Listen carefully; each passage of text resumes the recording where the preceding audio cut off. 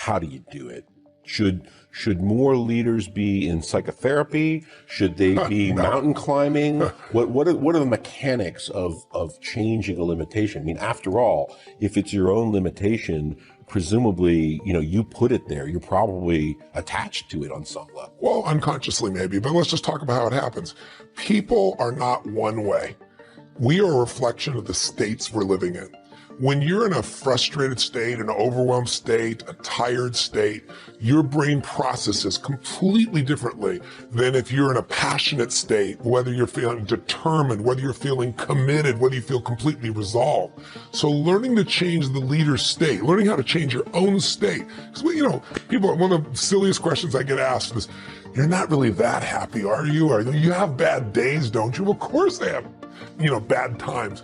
But I don't have bad days anymore, and it's not BS. It's because I've trained myself like an athlete to go in these peak states so often that they're just natural for me. It's like building a muscle. So it's not like I'm so smart or I'm just so positive. It's just like, why would I waste my time stressing out? I have a 90-second rule. I'll stress for 90 seconds, but stress is not going to solve it. Let me put myself back in a different state. And so the way I do that is I use my body. Because I've done this with athletes for decades, with billionaire businessmen.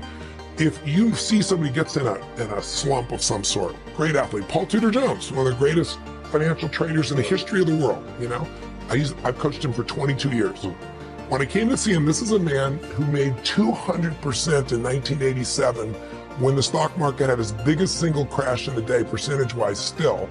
He made 200% for his clients, more money than anybody could dream of. Then he went to the moon and he went down to earth and then he lost money. So I was brought in to turn him around. Well, how do you turn a guy like that around? Yeah. I watched him. His shoulders were down. He was breathing like this. He's sitting like this the whole time because he'd been through these failures and it started to get stored in his body. Now in this state, this man is a genius, couldn't do it. So I watched films when he was at his best. And he's like standing up and he's doing this, he's this, we're gonna sell this, make this happen. And the movement, the intensity, the way he used his face. And so I showed him a video of himself today.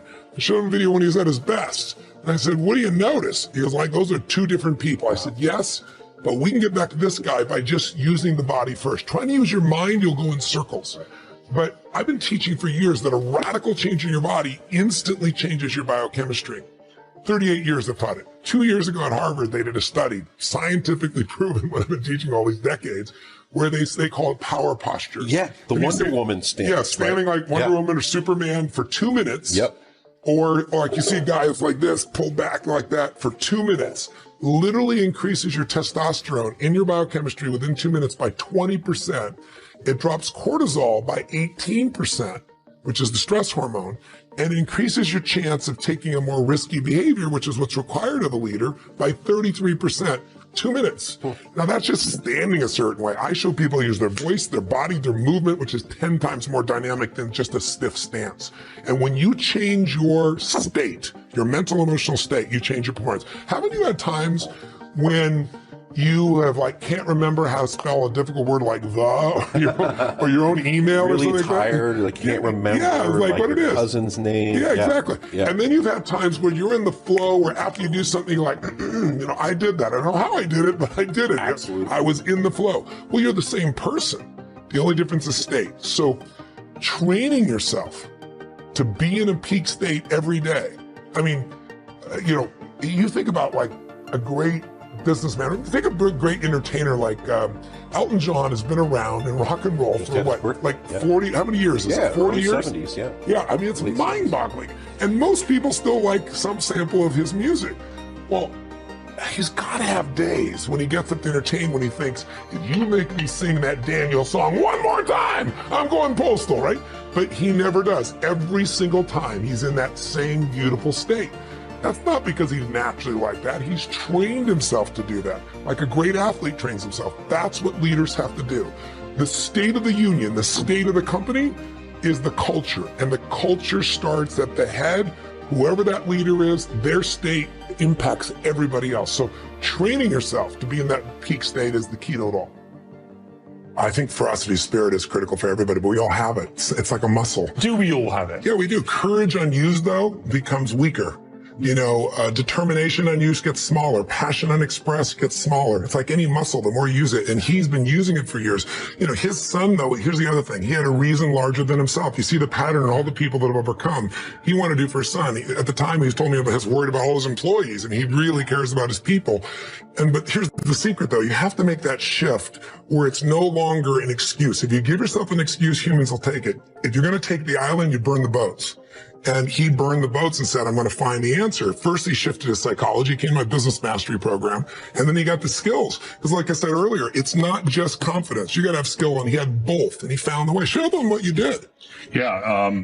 After that particular business mastery program, again, as Tony says, 80% of it is psychology. And then 20% of it is mechanics or the strategies. Yeah. But unless you get the psychology down, the mechanics don't matter.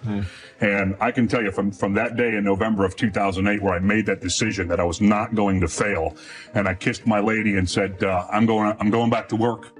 And we went out there and I learned how to export. And when there was no market for steel in the United States, I was able to export to several different companies or several different countries. And we took off from there. We continued to grow. And it was just, again, it's about a mindset. It's about having a level of pride. For me, it was coming from where I come from. The Melio name didn't mean a whole heck of a lot. And I was determined to change that because it's something of what I call generational influence. I'm not doing this for me. I'm doing this for my son. The other thing you should do if you're not very industrious is discipline yourself. And so what do you do with that? Eat 3 times a day at regular meal times. That's a good thing to practice because that starts to put some stability into your life. Get up at the same time. I would highly recommend all those young people out there who are listening, like, you want to get a jump on life, get the hell out of bed in the morning. As I've got older, I've got up earlier and earlier. Now that's partly because you don't need as much sleep, but it's also partly because I've got more and more disciplined. Like, get up early in the morning and get your things done. Man, learn to get up at 6 in the morning and you'll be one deadly creature, especially if you can get to work. You'll have half your damn day done by the time other people haul their sorry asses out of bed. And so that's a massive, massive advantage. Look, Warren Farrell, not the comedian, Warren Farrell, the author, he outlined data in Why Men Earn More, which is a book I would recommend, by the way, showing that if you work 13% longer hours, you make 40% more money. It's nonlinear. So you think, why is that? Well, imagine you had 10 employees and one of them works an extra 10%. It's not much. Well, how often is that person going to be promoted? Assuming you have a clue as a boss. It's like you're going to look at the 10 people and you're going to think, oh, that guy's always here like 45 minutes early. It's like, why don't we give him the promotion? Obviously, right? So these small edges that you can manage like that, work an extra 10% or extra 13%, have non-proportional payoffs. That's part of the Pareto distribution. So get your sleep cycle organized so you get up in the morning. Learn how to do it. No excuses. I'm too tired in the morning. I don't like mornings. Who cares? That's not relevant. It's like discipline yourself so you can manage it. Schedule your meals because that's a good disciplinary routine. And then learn to use a calendar like Google Calendar. Many of you out there do not use a calendar.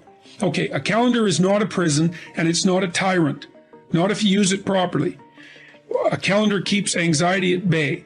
It makes sure that you do what you need to do, which is important because otherwise you fall behind. But if you use it properly, it also helps you plan what you want to do. So I could say, well, lay out your damn calendar and design the days you would like to have. That's what your calendar is for. So you can put in all sorts of things in there you want to do and that would be good for you.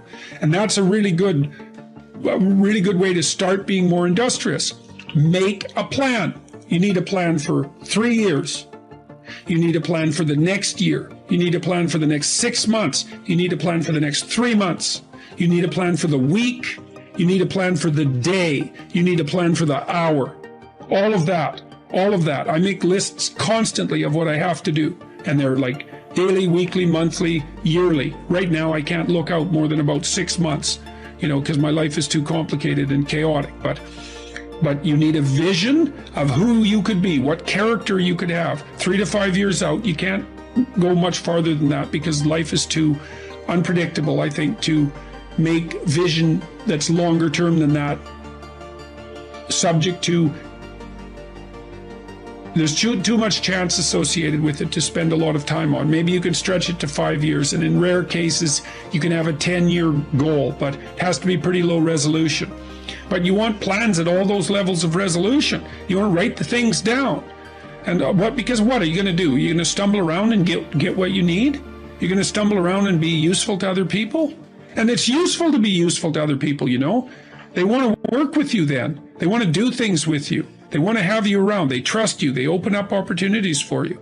And if you stumble around like you're blind, you're not going to get anywhere. And then you're going to suffer. And then you're going to be bitter. And then you're going to be cruel. So that's hell. That's a bad outcome. The most important conversation you'll ever have is the one you have with yourself.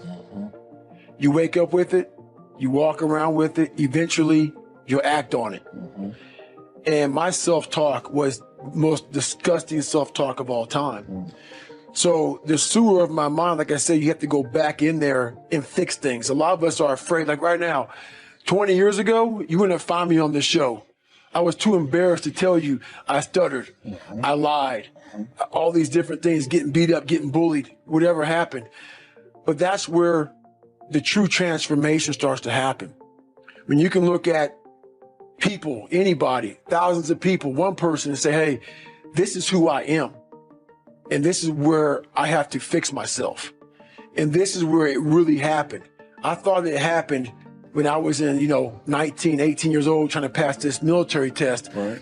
It happened here when I was almost 300 pounds, spraying for cockroaches, making $1,000 a month. And people call me dumb. My dad called me so many things, it's not even funny. Being beat just stripped me of all self-esteem. This is when I realized I was alone on this earth. I have God, but alone on this earth, and I have to fix everything. So this is where I started to develop an indestructible mental toolbox. Okay. So I came home one night after spraying for cockroaches at Ecolab, and literally I was praying at Steak and Shake, and I would go across the street to 7-Eleven. I had a 45-minute commute home. So I worked from 11 o'clock at night to 7 o'clock in the morning. Okay. I had a 45-minute commute home. And my stop would be, Steak and Shake, chocolate milkshake, across the street, 7-Eleven, box of mini chocolate donuts, and I would eat that on the way home. Yeah, sure. When I come home, I turn the TV on, I take my shake because the box of donuts they were killed. Oh, yeah. I kill those. Yeah. Go back to the back, turn the TV on and take a shower. Listen to the TV while I'm taking a shower. This day I heard these guys on the TV talking about Navy SEAL, toughest, class 224. So I heard stuff about Navy SEALs. These are the baddest of the baddest. So I come out and I'm watching this show while I'm drinking my shake. And when you're watching the show of guys who are putting out there and they're quitting left and right. Oh, sure. Just can't hang out. They're going through Hell Week. They show them going through first phase, second phase, third phase, and they're dropping like flies. I looked in this one guy's eyes who was ringing the bell to quit, to put his helmet down out of Navy SEAL training, and I saw myself. And I saw what everybody said I was going to be, which was nothing. What I said I was going to be, that conversation you have, that's who I was. So that's why I lied to people to tell them a different version of the truth. Sure. I had to make all those lies reality. I had to make them real. I had to become a real person.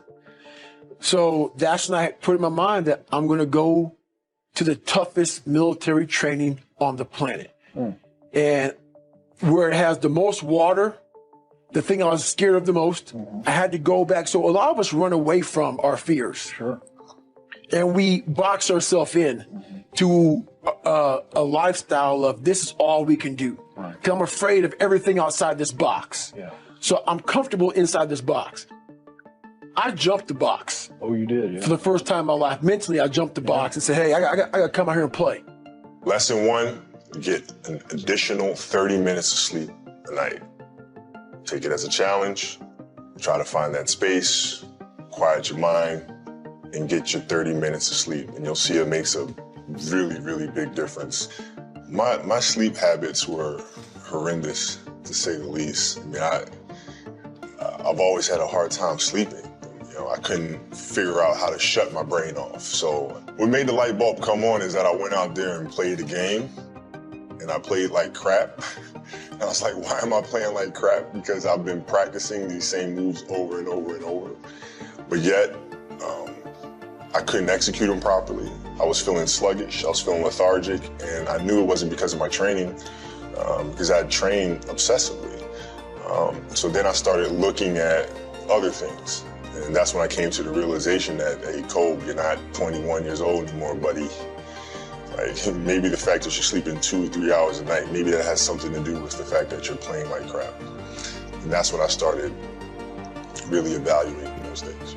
And I'd say lesson 2 would be just 5 minutes of quiet time. 5 minutes for you to be mindful and to just sit and find that inner voice and just kind of listen to the self. And preferably would be in the morning as you start your day. I meditate every day. And I do it in the mornings, and I do it for about 10 to 15 minutes. And I think it's important because it sets me up for the rest of the day. You know, it helps me. It's like having an anchor. You know, it's if I don't do it, I feel like I'm constantly chasing the day, as opposed to being able to be controlled and dictate the day. Not that you're, you know, calling the shots on what comes forward, but the fact that I am set and ready for whatever may come my way. You know, I have a calmness about whatever comes my way and a poise. And that comes from starting the morning off with meditation. For me, it's really just listening to my inner self. I mean, that's basically it. Like you sit in silence and you just allow these thoughts to come forward, and you get a chance to observe the self and things that may be lying beneath the surface that if you don't have that time to sit quietly on your own, you'll never pay attention to. You know, because if you think about it, like, the reality is we're paying attention to so many things that are going on around us. We're constantly taking selfies, we're constantly taking pictures to post on Instagram and all these other things, and we're constantly observing everything that's around us, but we don't take the time to really observe what's going on inside of ourselves. And that's what meditation is for me. In 2000, we had a new head coach that came to the Los Angeles Lakers by the name of Phil Jackson. And Phil was just coming off of winning 6 championships with the Bulls. And he was really big on mindfulness and really big on meditation. And it wasn't an option for us. So we'd sit in our film room and he'd turn the lights out and we would meditate as a group. And he'd teach us mindfulness. And it really connected with me because he was teaching mindfulness through something that I was extremely passionate about, which was the game of basketball. So it was told through the lens of, this is going to help you here. And so I had this curiosity about it. And that was my introduction to meditation. And then seeing the poise that we play with, the fact that we can be in a hostile environment with fans yelling and screaming and, you know, pressure situations, and it having no effect on us. Because we were never too high, never too low. We were just in the moment and felt very secure in who we were. And that was my introduction to meditation.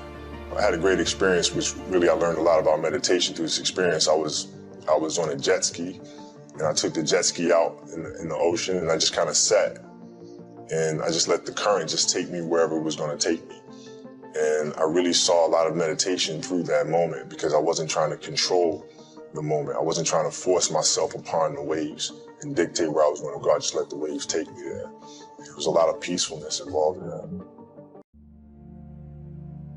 You cannot get people to believe in your dream until you believe in it yourself. Stop asking people to invest in things where you have no investment. Nobody's going to put into your dream before you put in. You have to invest in what you dream for. It was my dream. It was my goal. I don't expect you to believe in my dream like I believe in my dream. And the problem with some of y'all is you want somebody else to support your dream. It's yours. It's your dream. If you want it to happen, get your butt up and make it happen. If you want it to happen, rise and grind. I have never met anybody who became incredibly successful in any area of their life until they had suffered and sweated and sacrificed and kept their focus and fought through tears and trials and tests. And if you have a dream and you commit to it, it will come to pass. Someone's opinion of you does not have to become your reality. When you have a dream, it doesn't often come at you screaming in your face, this is who you are, this is what you must be for the rest of your life. Sometimes a dream almost whispers. And I've always said to my kids, the hardest thing to listen to, your instincts, your human personal intuition, always whispers, it never shouts. Very hard to hear. So you have to, every day of your lives, be ready to hear what whispers in your ear. It very rarely shouts. And if you can listen to the whisper, and if it tickles your heart, and it's something you think you want to do for the rest of your life, then that is going to be what you do for the rest of your life, and we will benefit from everything you do. Anybody can dream it, but you'll never see it until you're willing to be committed to it. I was telling somebody the other day, we worked when we didn't have food. We worked when we didn't have lights. I was putting my whole check in the offering, all of it, trying to keep it going. When I finally got some staff, I went on the road preaching. And whatever I made on the road preaching, I brought it home to make the payroll of the staff. And sometimes I got them paid and couldn't pay me. Commitments. Looked like a fool. Didn't have any clothes. Suits was falling off me. They laughed at me. Looked like an old raggedy country preacher. I had holes in my shoes. I couldn't kneel down and pray because if I knelt down to pray, they would see holes in my shoes. They laughed at me. They said that boy's lost his mind. He'll never be nothing. He stutters. He's got a lisp when he speaks. He'll never be a preacher. I don't care what you say. If you are committed to what you believe, you'll never, never, never bring down somebody who is committed. There's so much knowledge out there, so much information, so many ways to get better, and we make so many mistakes. We're the product of our mistakes. Everyone starts to blame other people for their problems. Well, I can't succeed because of racism or xenophobia or homophobia, some of which might be legitimate. You are the master of your own destiny. It starts with making your bed in the morning, being the best version of yourself, and being a champion of the decisions you make. Your breaking point is your breakthrough point. If God can remove something from your life that you never dreamed of losing, can't you trust him to bring something new and better in your life that you never dreamed of? Oftentimes the lesson is sitting there right in front of our face. It's there to be learned, but we miss it, or we don't pay attention to it, or we think we know better until it punches us in the face. And the most important thing to learn is that we have so much to learn. We all do. And we can learn from school and from people and from experience, and we learn from life. But you have to process the information. You have to absorb it. You have to accept it. You have to open your mind. You gotta free your mind so that you can learn and make real progress. At some point, you have to learn that life is about what's possible for you right here, right now. It's about how high you can jump today, not where you fell yesterday. If you're going to live fully, this is the correct attitude, right here, right now. So what's the problem? Why do we run away from the moment? Why does the moment terrify us? It's supposed to be simple. From this point right here, right now, you can create the rest of your life. The decision in the moment to change. But it's not that simple. It's not that easy to just capture the moment. The reason it's so hard to capture the moment is because the moment is always dragging along a past or preparing for a future. The moment, for most people, is either depressing, that is when the past is tagging along, or it's riddled with anxiety, that's when you can't trust the future. Depression and anxiety, where you came from and where you're going, are constantly spoiling the moment.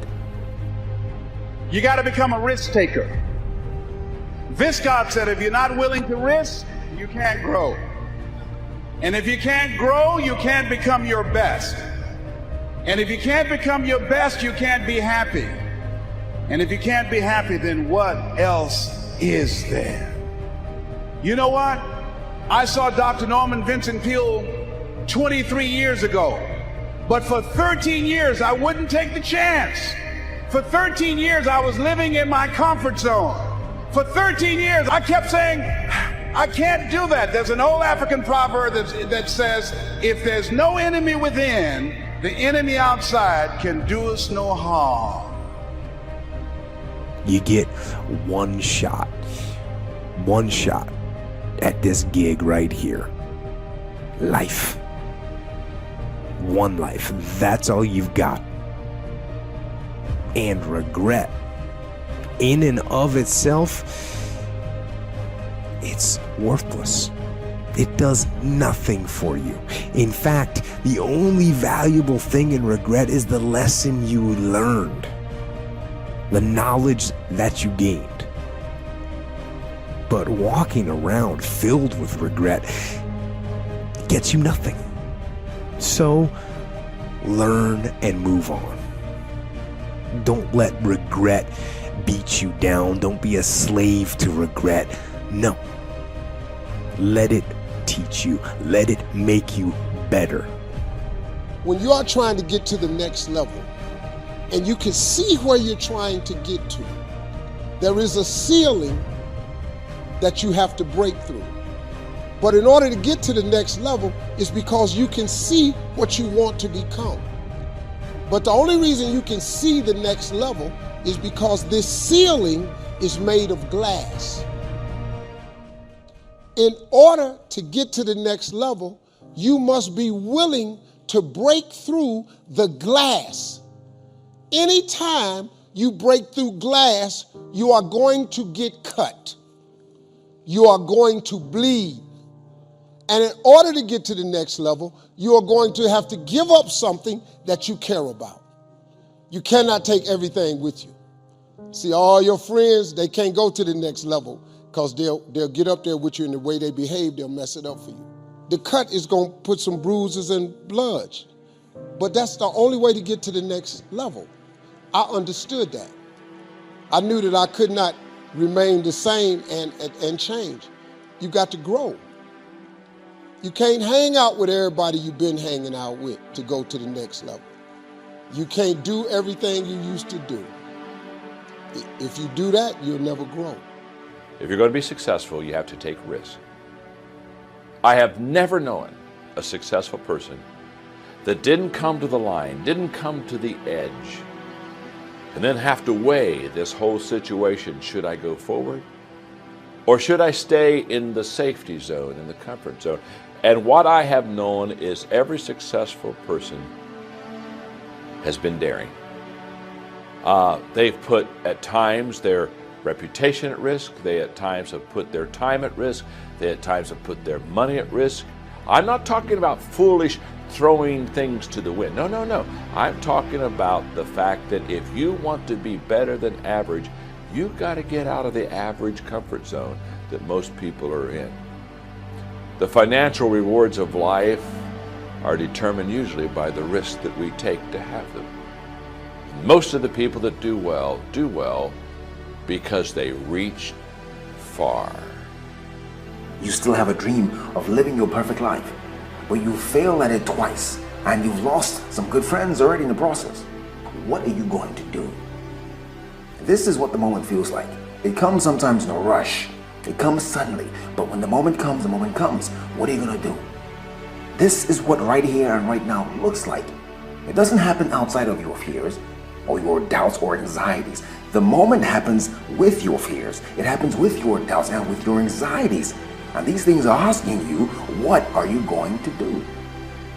The people who make it in this world are the people who arrive at the moment. They feel the fear and they step forward anyway. They feel the doubt and they reach anyway. They feel the anxiety. The anxiety for them is real, it's engulfing, but they take a leap anyway. You can run from it. You can try to hide.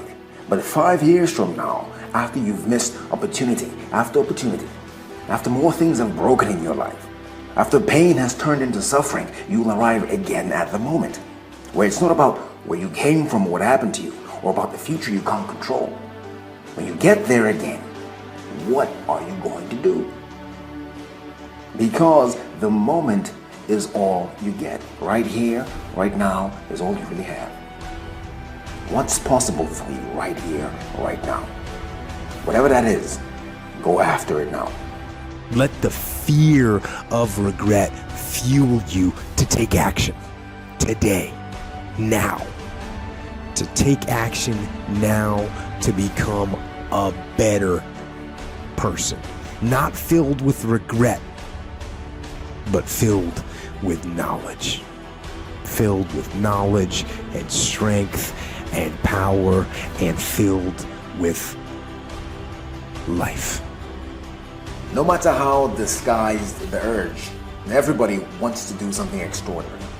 Everybody wants to be the hero of their story. And everybody has a dream, a vision of what's possible for them, despite the circumstances. I've discovered that some people can take a dream and turn it into an unbelievable reality, while others take that same thing, that dream, and turn it into an absolute failure. You see, it's easy to say, I have a dream. That's easy. You can say that when the enthusiasm is there. You can say that when your friends are still with you. You can say that when you have enough money in the bank. But I'm telling you, it's hard to say, I still have a dream. I still have a dream. Can't you say that after your phone stops ringing? Can't you say that after your friends turn on you? And after the people that you're doing it for stop believing in you? Can you stand up and say, I still have a dream? Dream chasing isn't for the serious, it's for the sincere. And the difference between being serious and being sincere is that serious people have a can-do attitude. But sincere people have a must-do attitude. That's how dreams become reality. They become a must. My children must survive. My life must change. My diet must improve. There's something about that attitude that's transformative. And sincere people understand it. They understand that your dreams can shape-shift on you. You thought your dream was setting you up for something over there, but now it's dragging you over here into this corner.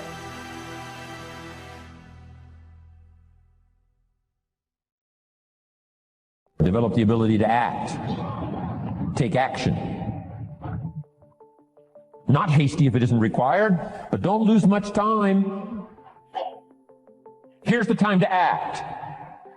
When the idea is hot and the emotion is strong. That's the time to act. See, Mr. Rohn, I'd like to have a library like yours. See, if you feel strong about that, what you got to do is get the first book and then get the second book. Before the feeling passes and before the idea gets dim, action pronto, action immediate, action as soon as possible. Because if you don't, here's what happens. We call it the law of diminishing intent. We intend to when the idea strikes us. We intend to when the emotion is high. But now if you don't translate that into action fairly soon, now the intent starts to diminish. And a month from now, it's cold. A year from now, can't be found. So act. Set up a discipline when the emotions are high and the idea is strong and clear and powerful. That's the time to set up the discipline. Somebody talks about good health and you're stirred. Says, right, I need to get a book on nutrition. Get the book before the idea passes and before the emotion gets cold. Go for the book. Start the library. Start the process. Fall on the floor. Do some push-ups. Action. Got to take action.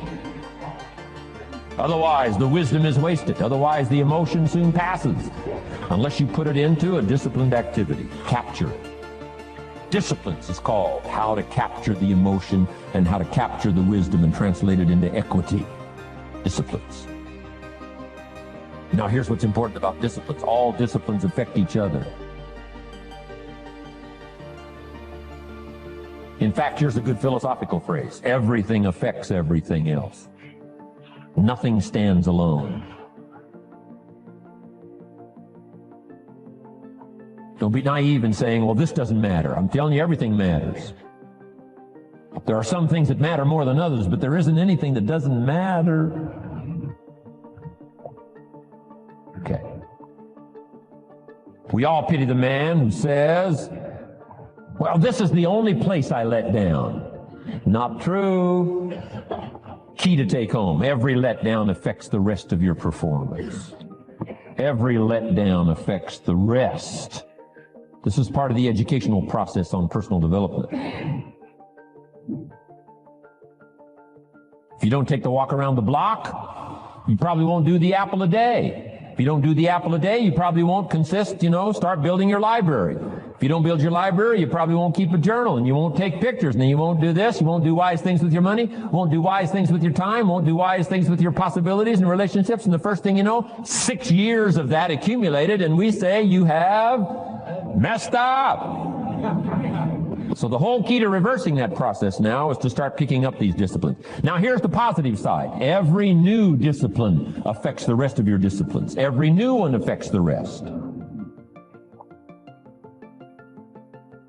That's why action is so important. The least action, the smallest action. Take it.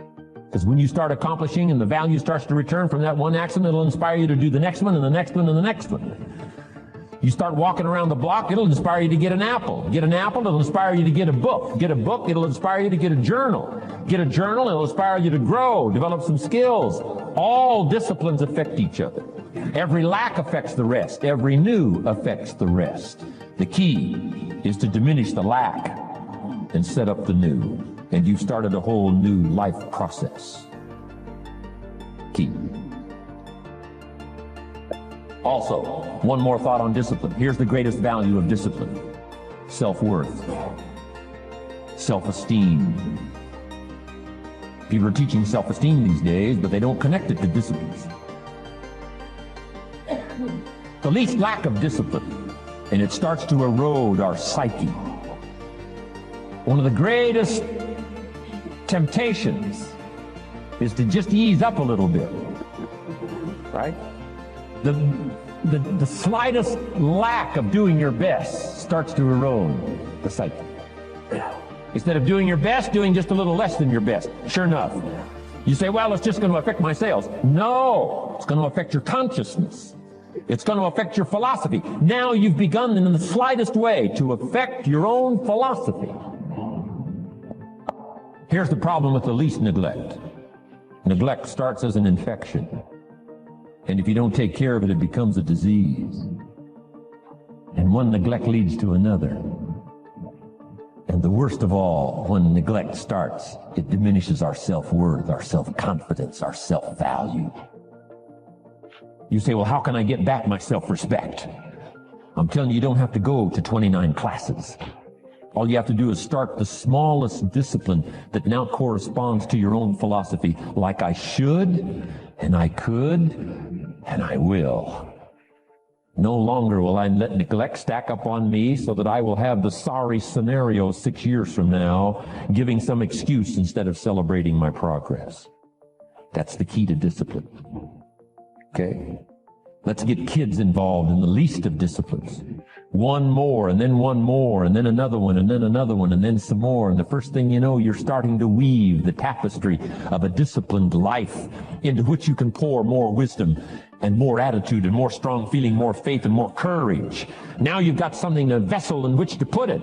And now the equities start to flow. And the early return, I'm telling you, if you'll start this process, the early return will have you so excited, you'll commit yourself to this strategy for the rest of your life. You'll never go back to the old ways. Join a new crowd, join a new group. the disciplines to do, take action. I recommended the last time I was here the little book, Richest Man in Babylon, and I said I've lectured now to over 3 million people in the last 33 years, and I've recommended this little book to almost all of them, I think. Guess how many have actually gone and got this little book? Answer, very few.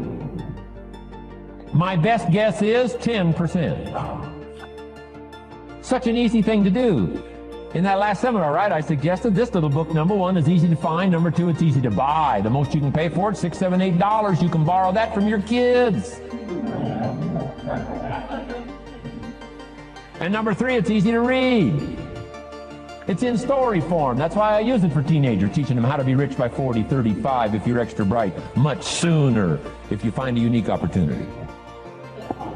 But if it's easy to find and easy to buy, and if it's easy to read, why wouldn't everybody go get it? We don't know. What do you know? You don't know. I don't know. Nobody knows. Here's how profound it is. Some do and some don't. Now here's the numbers. About 10% do.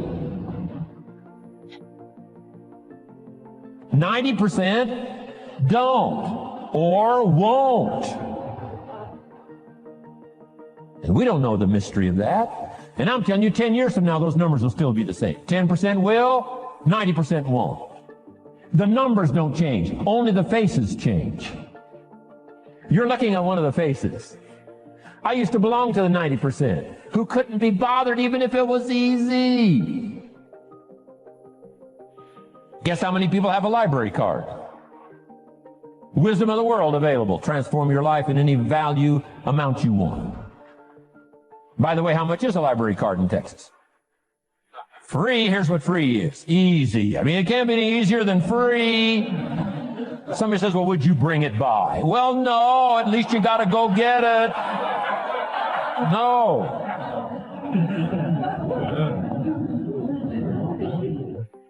Wisdom of the world available. Transform your life spiritually, socially, personally, economically, and every other way. Teach you how to be rich and powerful and sophisticated and healthy, influential. How many people have a library card? Answer, 3%. 95, 97% couldn't be bothered. Guy specializes in happy hour, but he doesn't have a card. And now readily and quickly blames the government and blames his company and blames policy and blames the pay scale. When if he only knew, if he joined the 3%, here's my advice to you today. Walk away from the 97%. Don't talk like they talk. Don't act like they act. Don't go where they go. Don't specialize in what they specialize in. Throw away the blame lists they cling to. Start you a new life. You say, well, is it as simple as getting a library card and join the 3%? And the answer is, of course, of course. That's how easy this stuff is. This is so easy. It's so simple. It's not complex. You don't need a 2,000-year-old guru. You don't need multi-track affirmations. I'm telling you, don't. Affirmation without discipline is the beginning of delusion. Key. Don't let somebody sweep you into some contrary way to nature itself says, unless you labor. The miracle of the seed and the soil and the seasons and God and all the other stuff that's available, sunshine and rain, that's not available to you by affirmation. It is only available to you by labor. So labor well. Okay. Learn well. Discipline yourself well. And you can have all the treasures you want. This stuff's easy and simple. It's not ocean waves and seagulls. You don't have to move to Sedona, where all the force fields come together in Arizona.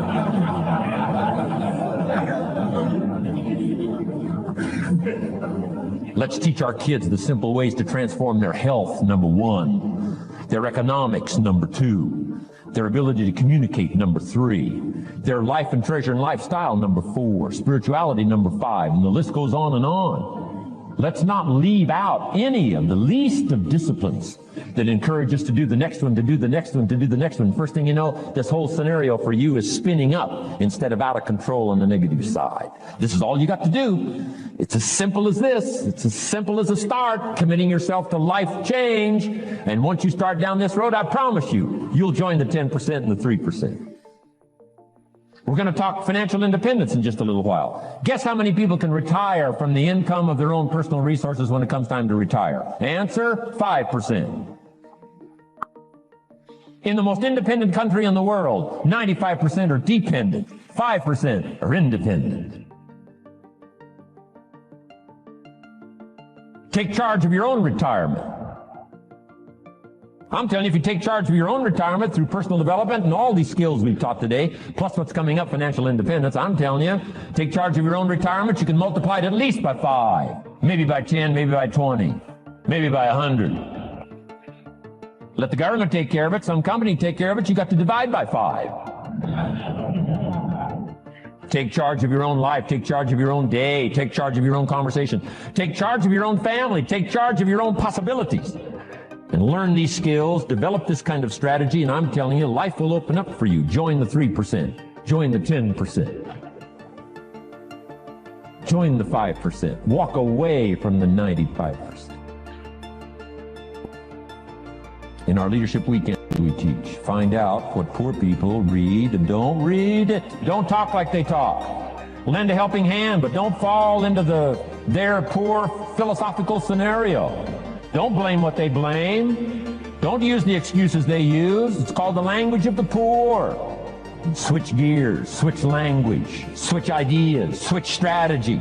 Start with the simplest of disciplines. And don't bemean any of these disciplines. The smallest of disciplines starts the process of life change.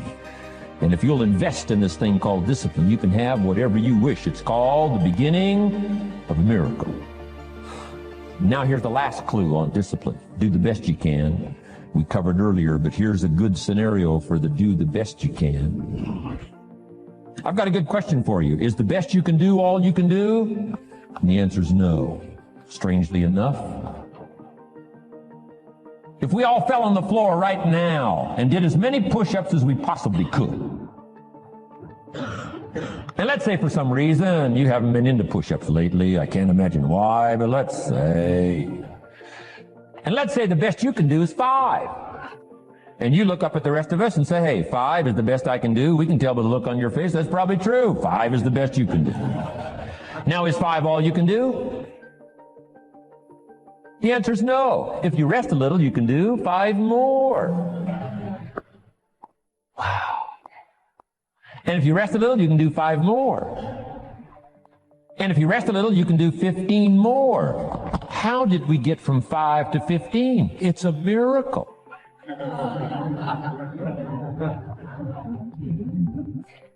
And if you rest a little, you can do 15. Rest a little, you can do 15. Rest a little, you can do 20.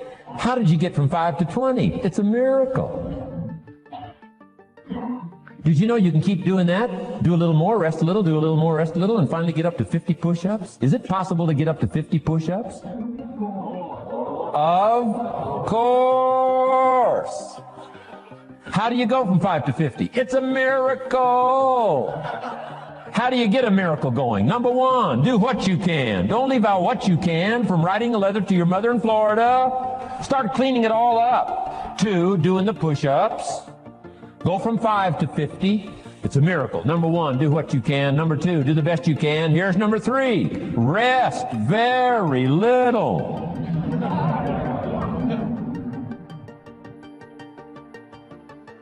Don't rest too long. Why? The weeds take the garden. Kids have got that figured out. You can't rest too long. Here's the clue. Make rest a necessity, not an objective.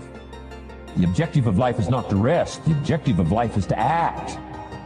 Think of more disciplines. Think of more ways and means in which to use your own wisdom and your own philosophy, and use your own attitude, your own faith, your own courage, your own commitment, your own desires, your own excitement. Invest it, invest it, invest it, invest it in discipline so that it's not wasted. The smallest of discipline. Thereby transform your life. Join the 5%, join the 10%, join the 3%. Guess when I went and got this little book, Richest Man in Babylon? The same day I heard about it. I went and got it. Somebody says, well, Mr. Rohn, does that make you different than most other people? And the answer is yes. Somebody says, well, why is that? We don't know. We don't know. What do you know? You don't know. I don't know. None of us knows. Some do, and Some don't. The numbers don't change. Only the faces change. From those who get in on a seminar like this, listen to a dynamic sermon, read a book, listen to some cassettes, take seriously the next conversation of a friend who wants to level with you, and do something about it. And you can walk away from the 97% and not live there anymore. Because if you don't, the next 6 years of your life will be like the last 6. Mr. Shove said to me, Mr. Rohn, 6 years now you've been working. I'm telling you, the next 6 years of your life is going to be like the last 6, unless you take advantage and start making these personal changes. I made the changes, totally revolutionized my life. So take a look at the next 5 years of your life. It's going to be like the last 5, unless you change. And if you will change, everything will change. Join the 5%. 10 years from now, the numbers are going to be the same. But I'm telling you, some faces in this audience can change and start showing up in the 3% crowd, in the 5% crowd, in the 10% crowd, and thereby dynamically affect your life and your future.